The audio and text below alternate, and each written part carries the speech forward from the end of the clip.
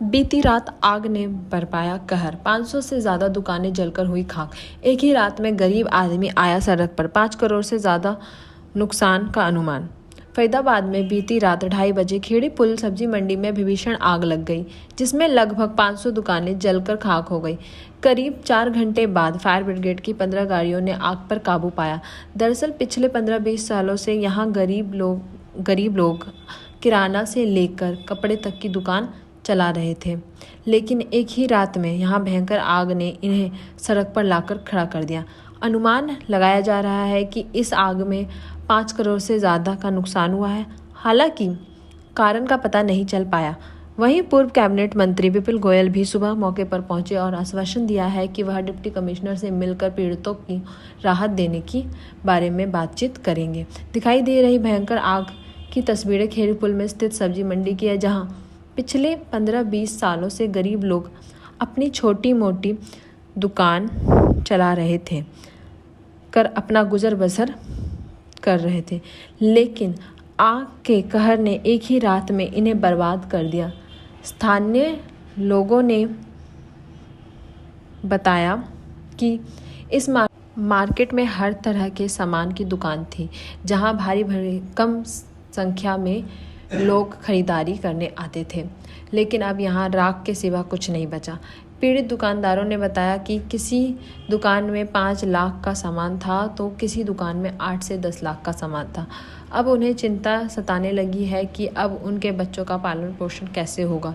इस मार्केट में हफ्ता वसूली करने वाले लोग इस आगाजनी के बाद कहीं भी नज़र नहीं आ रहे। अब पीड़ित दुकानदार सरकार से नुकसान की भरपाई की मांग कर रहे हैं। पूर्व कैबिनेट मंत्री विपुल गोयल भी आज सुबह मौके पर पहुंचे और पीड़ित दुकानदारों से बातचीत की और आश्वासन दिया कि वह डिप्टी कमिश्नर से बात करके जो भी संभव सहायता बनती है उसके लिए प्रयास करेंगे। उन्हें कहा कि सबसे बड़ी राहत की बात यह है कि इसमें कोई आदमी हताहत नहीं हुआ।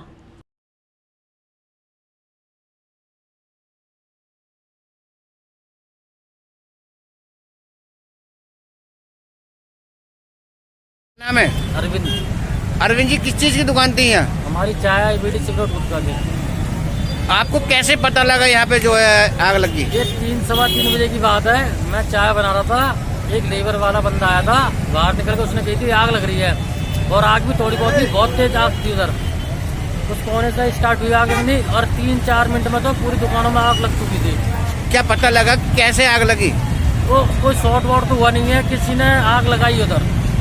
तो आपकी जो दुकान है और कितनी दुकानें अंदाजा हैं?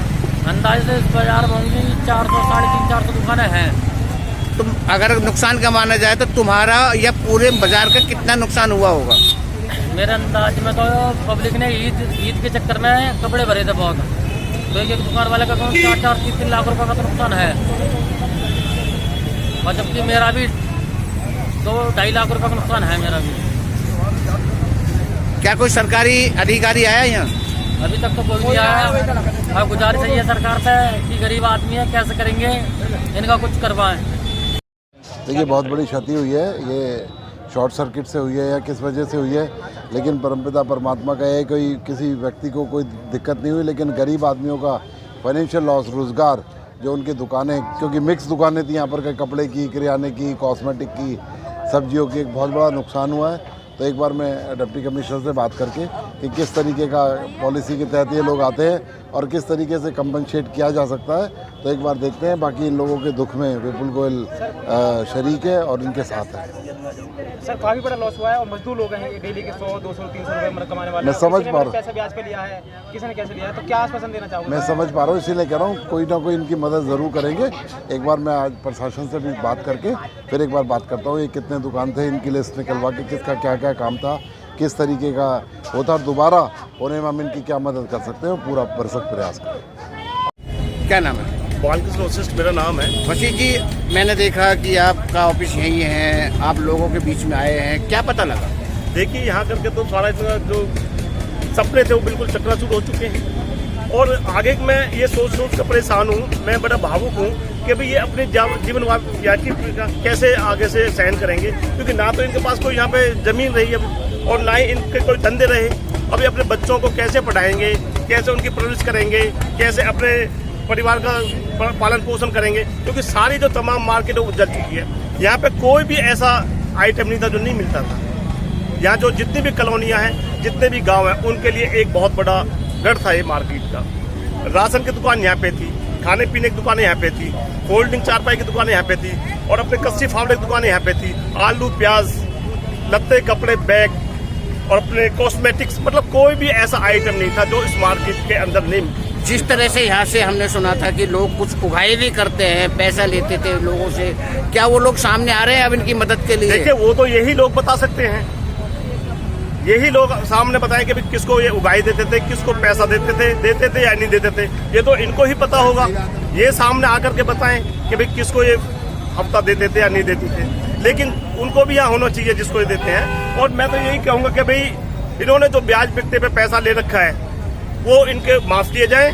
और सरकार से भी हाथ जोड़ करके प्रार्थना है कि भाई इनको यहाँ से कोई सरकार की तरफ से, हमारे MP हैं, MLA हैं, पार्षद हैं, कि यहाँ से इनको कोई किसी प्रकार की सुविधा दी जाए ताकि ये अपने आगे अपने बच्चों का पालन पोषण कर सकें। और सरकार से एक और मेन बात मेरी है कि इनको यहाँ पे दुकानें खोखे टाइप में जो अपने दिल्ली में भी बना के दी गई हैं और इधर गुड़गांव में बना के दी गई हैं, उस टाइप से इनको बूथ बना के दी जाए। अपने खर्चे पे सरकार ये सब काम कराए ताकि अपने आगे से अपने बच्चों को पालन पोषण कर सकें। और मुझे एक और डर है, बहुत जो डर है ये है कि आगे मेरा अपना मत, अपना सुझाव, अपना जो भय है कि कहीं सरकार इनको यहाँ ना जमने दे। तो मेरी सरकार से भी हाथ जोड़ करके ये प्रार्थना है कि भाई इनको अभी उजाड़ा ना जाए।